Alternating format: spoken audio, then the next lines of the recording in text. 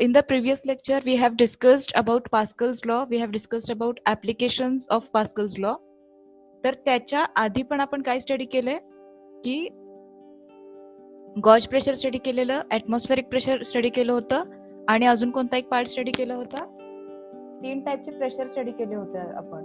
Gauge pressure, atmospheric pressure and absolute pressure. आता या तिन्हींमधलं relation तुम्हाला आठवणं गरजेचं आहे, कारण या रिलेशनवरती आपण आजचा एक पुढचा पॉइंट होतो स्टडी करणार आहे. ओके, सो आज लेक्चर नंबर 8 आपण स्टार्ट करतोय आणि लेक्चर नंबर 8 मध्ये आपण काय स्टडी करणार आहे. We are going to study measurement of pressure. Pressure measure कसं करायचं, त्यासाठी कुठले कुठले डिव्हाइसेस यूज करता येऊ शकतात ते आपण स्टडी करणार आहे.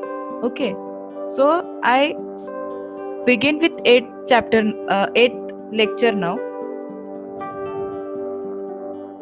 and the point that we are going to discuss is measurement of pressure and the devices used for measurement of pressure.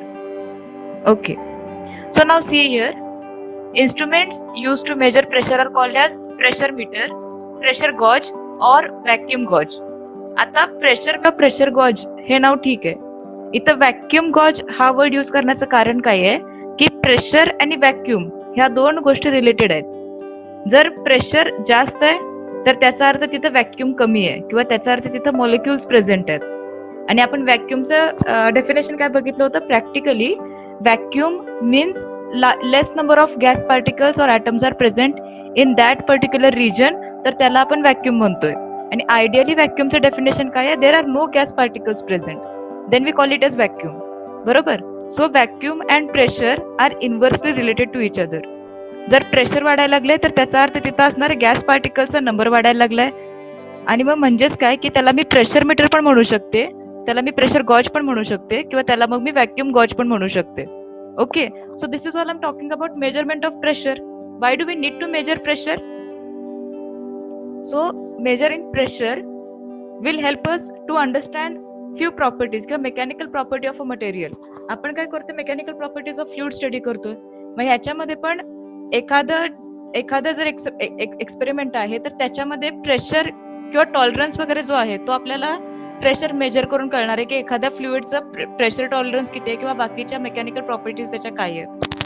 Now coming here, there are 2 devices which are frequently used for measuring atmospheric pressure. आतापर्यंत आपण कशाबद्दल बोलतोय, pressure बद्दल बोलतोय, फक्त pressure बद्दल.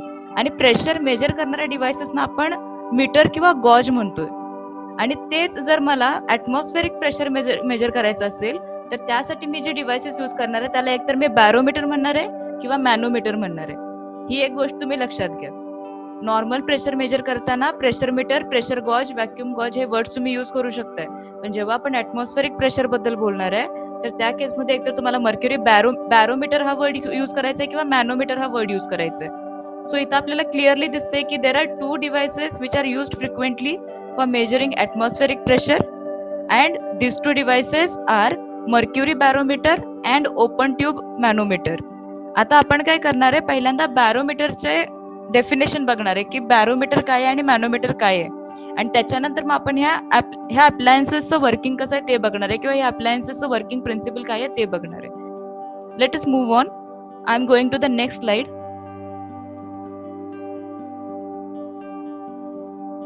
Just a minute. Okay, so मागची एक स्लाइड आहे, barometer. So barometer is a device used to measure atmospheric pressure. As I earlier said, barometer म्हणा किंवा त्याला मॅनोमीटर म्हणा. A barometer is a device used to measure atmospheric pressure. The very first barometer was developed by Italian scientist Torricelli. आपण टॉरिसेलीचं नाव आधी पण ऐकलंय. टॉरिसेलीज law असेल किंवा त्याच्या आधी पण आपण 1-2 वेळा त्याचं नाव ऐकले. आता मला एक्झॅक्टली आठवत नाही कुठं ऐकलं होतं, ह्या चॅप्टरमध्ये ऐकले. आणि त्याच्यानंतर व्हॉट इज अ बॅरोमीटर, कसा बनतो barometer. So it is basically a glass tube. एक ग्लास ट्यूब आहे and it is filled completely with mercury and placed upside down in A small dish containing mercury.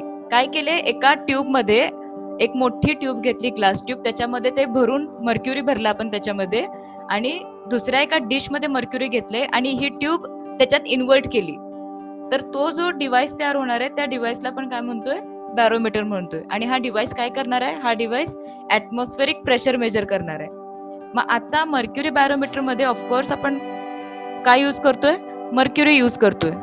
मर्क्युरीला scientific symbol काय आहे, Hg. So याला तुम्ही Hg barometer पण म्हणू शकताय.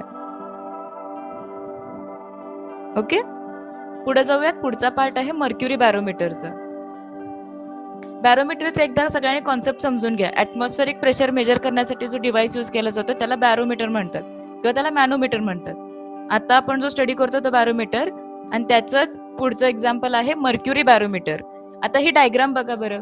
ह्या डायग्राम मध्ये काय दिसतंय, एक पॉइंट ए आहे, त्याच्यानंतर पॉइंट बी आहे, पॉइंट सी आहे. नाव सी, इथे काय आहे, एक ग्लास ट्यूब आहे. त्या ग्लास ट्यूबची लेंथ घेताना आपण 1 मीटर घेतोय. The length or the height of tube is 1 metre. The diameter of the tube is 1 centimetre. ही कंडिशन प्रत्येक ठिकाणी लागू होते जर तुम्हाला स्टँडर्ड बॅरोमीटर तयार करायचं असेल ऍटमॉस्फेरिक प्रेशर मेजर करायसाठी. जे आपण ऍटमॉस्फेरिक प्रेशर मेजर करायसाठी युनिट काय हे वापरतोय बघा, 760 mm ऑफ Hg. तर ती जी व्हॅल्यू मिळते ऍटमॉस्फेरिक प्रेशरची ती ह्या डिव्हाइस मधून मिळते. आता इथं आपण काय करतोय, हा जो ग्लास ट्यूब आहे 1 मीटर लेंथचा आणि 1 सेंटीमीटर डायमीटरचा, तो पूर्ण अगदी त्याच्या ब्रिम पर्यंत, त्याच्या काठापर्यंत फुल मर्क्युरीनं भरला. त्याच्यानंतर मी काय केलं, एक डिश घेतली किंवा एक छोटा बाउल घेतलाय. त्या बाउलमध्ये ऑलरेडी मर्क्युरी प्रेझेंट आहे आणि मी ह्या ट्यूबला असं बोटाने पकडणार आहे, उलट टिल्ट करणार आहे किंवा इन्व्हर्ट करणार आहे आणि त्या मर्क्युरीच्या कॉन्टॅक्ट मध्ये गेल्यावर तिथून बोट सोडणार आहे. आता मर्क्युरीचे फ्युम्स आपल्यासाठी हार्मफुल असतात, मर्क्युरीचा टच आपल्यासाठी हार्मफुल नाहीये. So I can touch mercury. तर मग मी काय केलंय, ती ट्यूब घेतली, 1 मीटर लॉंग ट्यूब आहे, तिच्यावरती पूर्ण काठोकाठ भरली मर्क्युरीने आणि मग एक थंब त्याच्यावरती प्लेस केला जेणेकरून त्याच्यात एअर बबल्स इंट्रोड्यूस नाही होणार. ती ट्यूब मी पूर्ण उलटी केली आणि उलटी करून ती त्या डिश मध्ये ठेवली. आता त्या डिश मध्ये ऑलरेडी मर्क्युरी प्रेझेंट आहे. आता हे प्रिकॉशन मी का करतेय, कारण मला त्याच्यामध्ये एअर बबल्स नकोय. मग ह्या डिश मध्ये मी तिला अशी हे केली, डिप केली आणि मग हळूच माझा अंगठा सोडून घेतला, बाजूला काढून घेतला. मग असं केल्यानंतर काय होणार आहे, जो तुमचा डिव्हाइस तयार होणार आहे तो बॅरोमीटर आहे. Now after inverting the tube the mercury level drops and Torricelli's vacuum is created. आता इथं काय व्हायला लागलंय, हा एक्सपेरिमेंट आपल्याला करून पण बघता येईल, पण आपल्याला लॅबोरेटरीज मध्ये मर्क्युरी यूज करायला अलाउड नाहीये. सो तुम्ही हा युट्यूब वरती पण बघू शकता, how mercury barometer is formed, how to make a mercury barometer. त्या हेडिंग अंडर तुम्ही सर्च केलं तर तुम्हाला दिसेल की कसा तयार करतात, इझी टू मेक. मग आता काय केले, ती ट्यूब इन्व्हर्ट केल्यानंतर ह्याच्यामध्ये काय व्हायला लागले, मर्क्युरी जी फुल भरली होती, आता इथं काठापर्यंत भरली म्हणजे ती इथंपर्यंत पण काठापर्यंत असणं गरजेचं होतं. पण as soon as I invert it, what do I find, त्याचा तो ड्रॉप झालेला दिसते मर्क्युरी लेवल मला. पॉइंट ए पर्यंत ड्रॉप झाली, म्हणजे इथून ह्या पॉइंट पासून पॉइंट ए पर्यंत मर्क्युरी ड्रॉप झाली.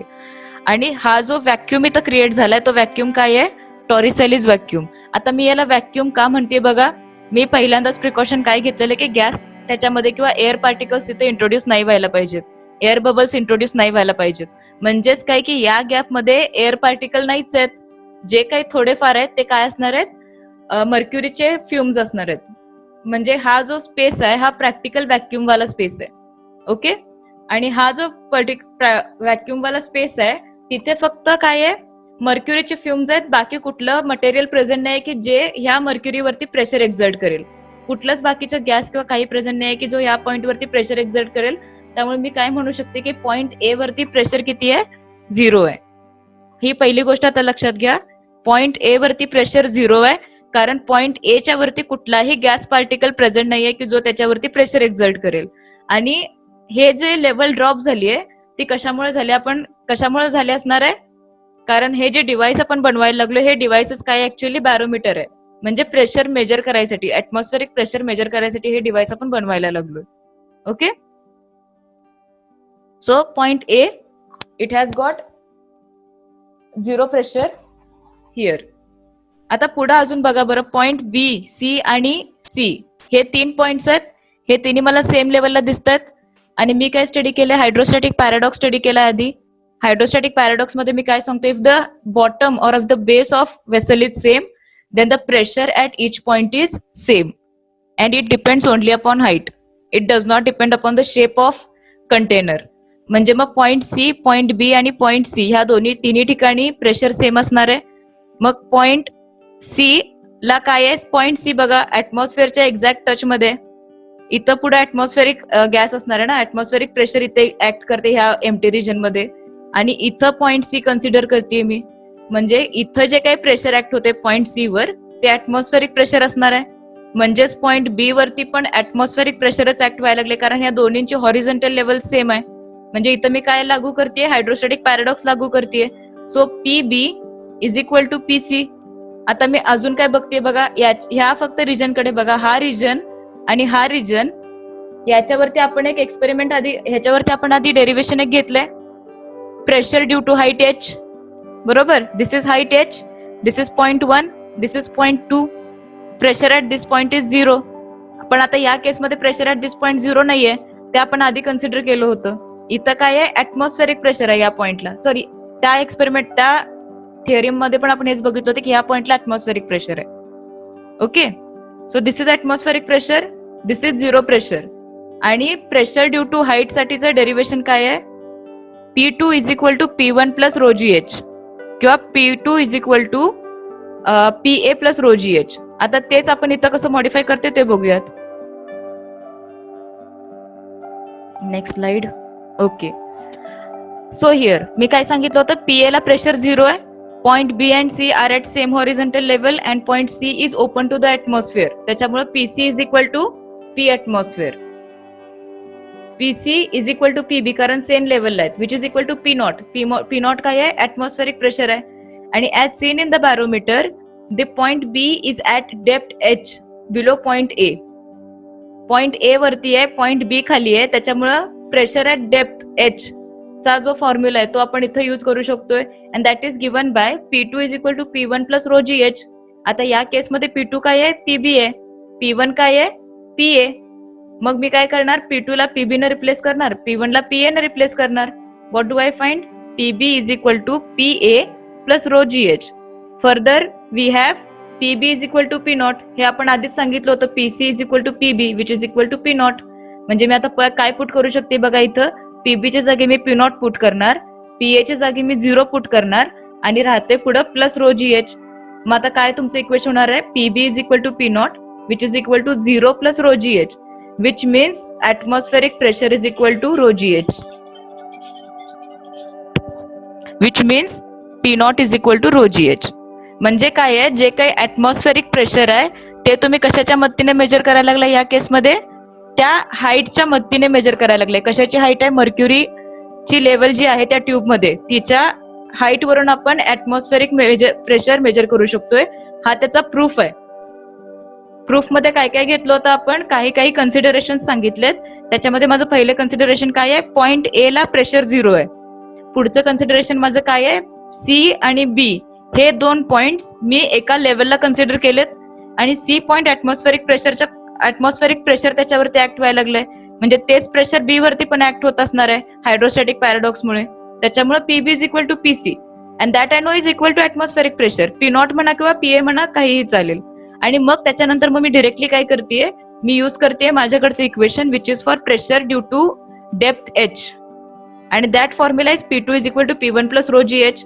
मग मी फक्त सबस्टिट्यूट करणार आहे, P2 च्या जागी PB, P1 च्या जागी PA, आणि हे सगळं केल्यानंतर मला फायनल जे डेरिव्हेशन मिळते P naught is equal to rho G h, त्याचं कन्क्लुजन मी काय देऊ शकते, the atmospheric pressure is measured by height of liquid column. आता इथं तुमचा जो लिक्विड कॉलम आहे that is height of mercury, and this is the derivation that I get with the help of which I can measure atmospheric pressure with the help of mercury barometer.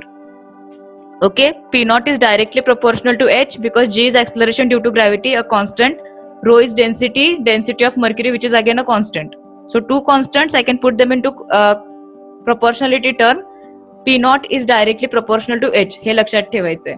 And what is your standard value of atmospheric pressure in terms of mercury? It is 760 mm of Hg. It is 760 mm of Hg. Let's move on now. त्याच्या पुढे आपण काय करणार आहे, आता study केला तो mercury barometer होता, याच्यानंतर आपण अजून युट्यूब मॅनोमीटर स्टडी करणार आहे. Okay, let's move on. Now the next part is U tube manometer किंवा ओपन ट्यूब मॅनोमीटर. मी याला ओपन ट्यूब पण म्हणू शकते, युट्यूब पण म्हणू शकते. का, कारण I can see that this shape is a you. मग तुमच्या जर ओपन ट्यूब मॅनोमीटर लक्षात राहिलं तर ठीक, नाही तर तुम्ही सरळ त्याला युट्यूब मॅनोमीटर म्हणा. याच्यामध्ये आपण काय करतोय, इथे या कंटेनरमध्ये डी या कंटेनरमध्ये गॅस भरलेला असतोय. ओके, इथे गॅस भरलेला असतो आणि इकडं मर्क्युरी असतोय. आणि या गॅसमुळे किती प्रेशर ऍक्ट व्हायला लागले किंवा ह्या गॅसमुळे किती प्रेशर क्रिएट व्हायला लागले ते आपण मेजर करतोय with the help of open tube manometer. आता ते कसे मेजर करणार आहे बघूयात. Now see here, this manometer consist of a U tube partly filled with low density liquid like water और केरोसिन. ही पहिली गोष्ट आहे. काय की मगाशी आपण मर्क्युरी वापरत होतो, आता आपण मर्क्युरी वापरत नाहीये. आता आपण एकतर वॉटर वापरतोय किंवा केरोसिन वापरतोय. माझी फक्त कंडिशन काय आहे, it has to be low density. त्याची डेन्सिटी कमी पाहिजे, म्हणजे त्याची थिकनेस कमी पाहिजे. मग तुम्ही अजून काय वापरू शकताय विचार करा बरं. तुम्ही अल्कोहोल पण युज करू शकताय, अल्कोहोलची पण डेन्सिटी कमी आहे.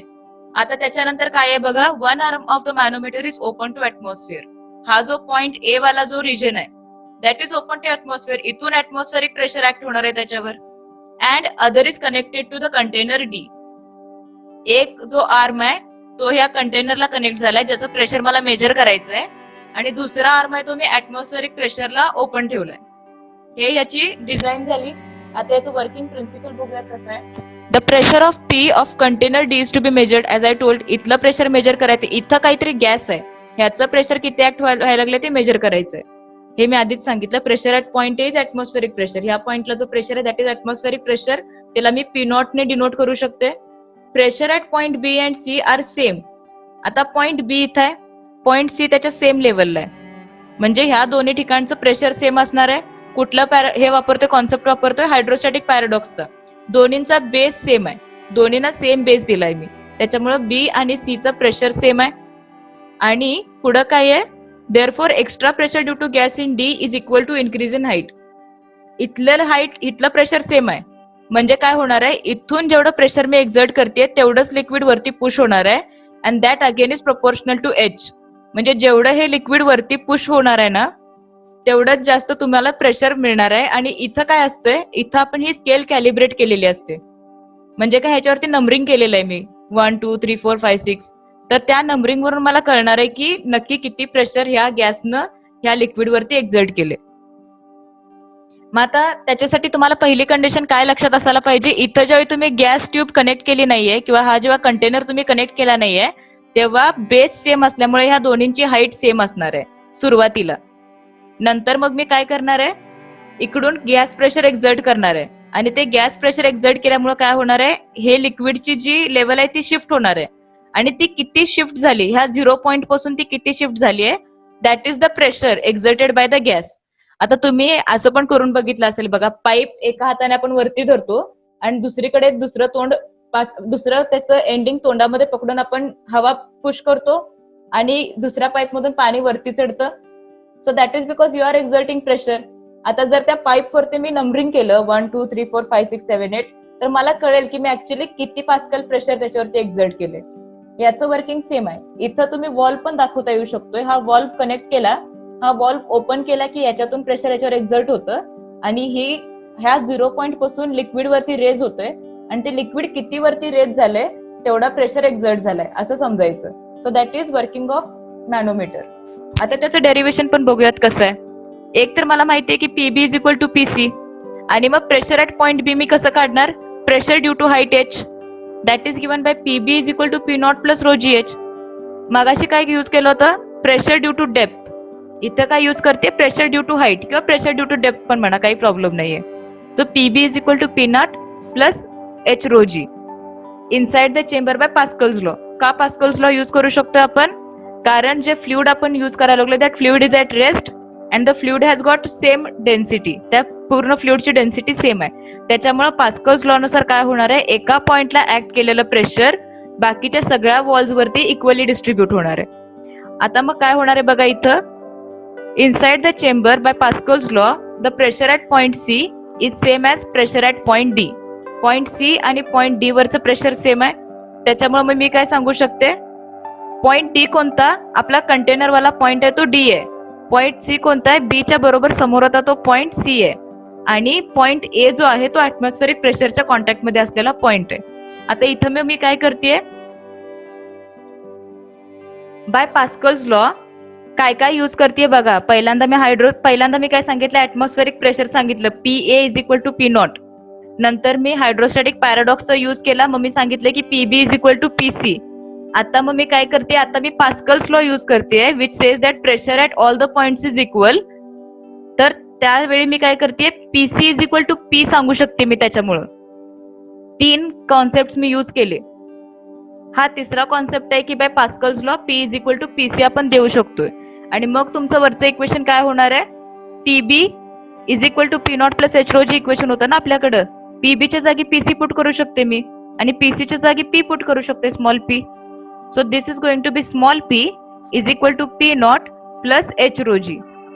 म्हणजे तुमच्या अजून काय लक्षात येऊ शकते बघा, दिस प्रेशर और द मॅनोमीटर कोणत्या टाईपचं प्रेशर देते बरं. आपल्याकडे 3 प्रेशर होते, एक होतं ऍब्सोल्यूट प्रेशर, दुसरं होतं गॉज प्रेशर आणि तिसरं होतं atmospheric pressure.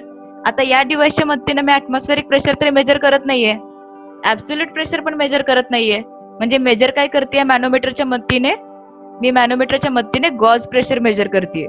Okay, the difference between 2 pressures is known as gauge pressure. Absolute pressure minus atmospheric pressure. This is your absolute pressure, जे तुमच्या गॅसनं तुमच्या ज्या कंटेनर मधल्या गॅसनं त्या लिक्विड वरती एक्झर्ट केलेलं. This is atmospheric pressure P not. मी फक्त P नॉट इकडे शिफ्ट करते, P minus P not. Absolute pressure minus atmospheric pressure gives me gauge pressure. म्हणजे इथं तुम्ही काय समजून घ्या, that manometer is used to measure gauge pressure or it is used to measure gauge pressure.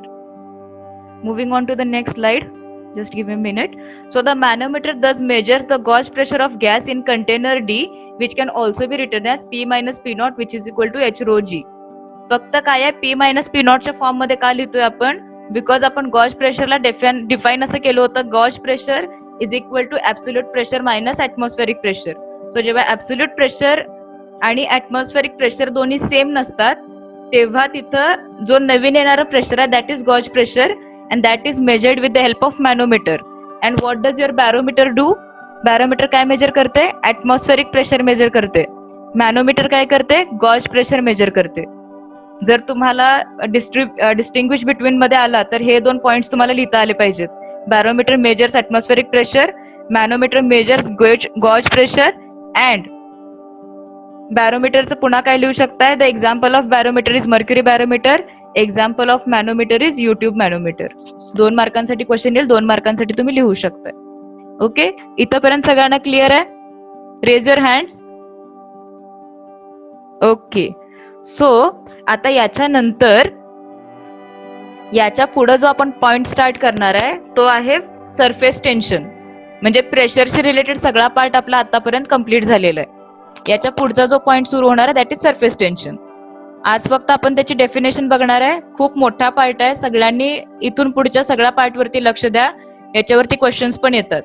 आता ही definition तुमच्या book मध्ये दिलेली नाहीये, त्यांनी फक्त सरफेस टेन्शनचे ऍप्लिकेशन सांगितलेत, पण आपण आधी त्याचं डेफिनेशन पण बघूया की व्हॉट इज सरफेस टेन्शन. आता तुम्ही असं बघितलं असेल बघा की एखादं जर लिक्विड आहे तर त्या लिक्विड वरती एक बारीक काडी जर आपण टाकली, एकदम पातळवाली काडी, तर ती काठी त्याच्यावरती तरंगते. किंवा 4 पायाचे ते किडे असतात बघा, ते पाण्यावरती जातात, ते पाण्यावरती चालत जातात. मग त्यांना त्या पाण्यावरती चालणं कसं काय शक्य होतंय, कारण त्यांचं वेट कोणीतरी बॅलन्स करायला लागले खालून. बरोबर, लिक्विडचा जो सरफेस आहे तो त्यांचं वेट बॅलन्स करायला लागलाय. So what is surface tension, it is the force per unit length और surface energy per unit area acting in the plane of interface between the liquid and the bounding surface. Basically काय आहे की तो काय आहे, तो force act व्हायला लागलाय. कशावरती ऍक्ट व्हायला लागलाय, तुमच्या लिक्विड सरफेस वरती ऍक्ट व्हायला लागलाय. जर तुम्ही एखाद्या वाटीमध्ये लिक्विड हळूहळू ओतत गेलात तर त्याला असं वरून असं शेप येतोय बघा, असं कपकेक सारखा त्याला शेप येतोय. म्हणजे काय व्हायला लागले की लिक्विड ऍक्च्युली त्या काठाच्या वरती आले, पण अजून ते काठापासून बाहेर सांडत नाहीये. का, कारण जे लिक्विडचे मॉलिक्युल्स आहेत ना ते एकमेकाला पकडून ठेवतात, ते लगेच असे सुटून जाऊ देत नाहीत. सो ते एकमेकाला पकडून ठेवतात, त्याच्यामुळे त्या मेम्ब्रेन वरती फोर्स ऍक्ट व्हायला लागलाय. आणि त्या फोर्समुळे काय व्हायला लागले, ते मेम्ब्रेन असं इलास्टिक मेम्ब्रेन सारखं वाटतंय, म्हणजे असं कुणीतरी त्यांना पकडून ठेवलं असं वाटतंय त्या लिक्विडला, सांडत नाहीये ना. म्हणजे असं प्लास्टिकचा कव्हर जरी आपण त्याच्यावर टाकला आणि ते प्लास्टिकच्या कव्हरमध्ये पाणी जर भरलं तर तो प्लास्टिकचा कव्हर तर दिसत नाही आपल्याला, ट्रान्सपरंट असतोय, पण लिक्विडला कोणीतरी पकडून धरलं एवढं लक्षात येते. लिक्विड पण काय करते, त्याचे इंटरमॉलिक्युलर फोर्स ऑफ अट्रॅक्शन चांगला स्ट्रॉंग असल्यामुळे बाकीच्या मॉलिक्युल्सना पकडून ठेवते आणि त्यांना पटकन सुटू नाही देत.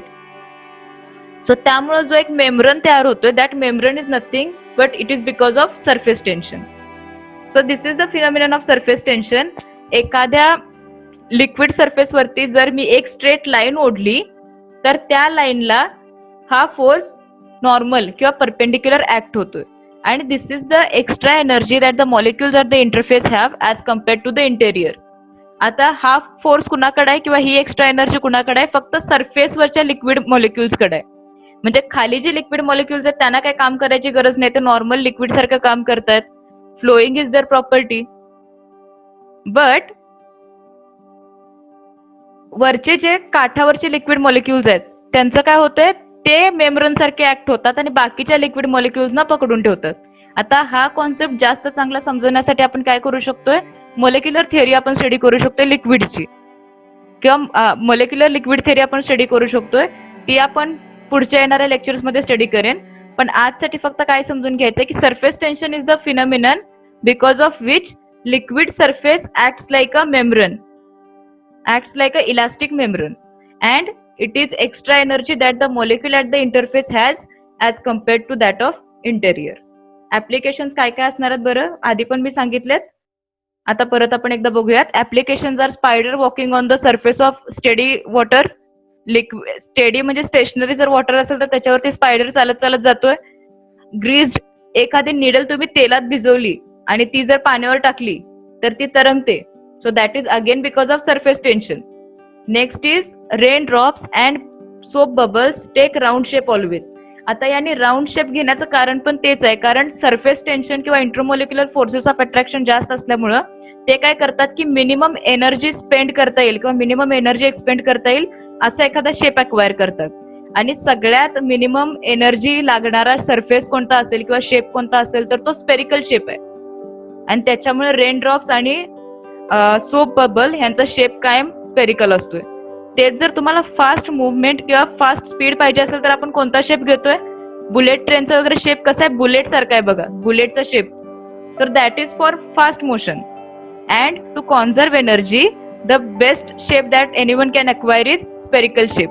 जर तुम्हाला कमी इजा व्हायची असेल किंवा कमी तुम्हाला हार्म व्हायचं असेल तर त्या केसमध्ये आपण काय करतोय बघा, आपली पूर्ण बॉडी गुंडळून घेतो. दॅट इज अनदर एक्झाम्पल की त्या केसमध्ये पण तुमची कमी एनर्जी स्पेंड होती. So these are applications of surface tension.